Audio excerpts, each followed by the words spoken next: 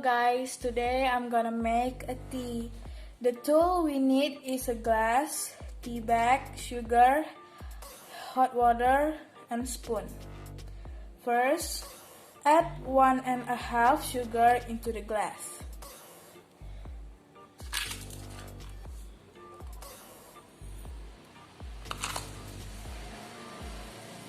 Second, put the tea bag into the glass. And third, add some hot water into the glass.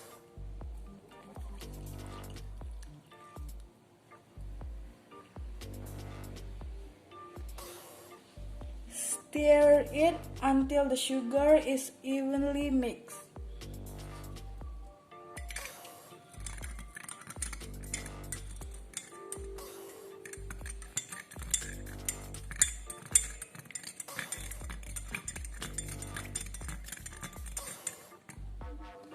So that's how I make a tea.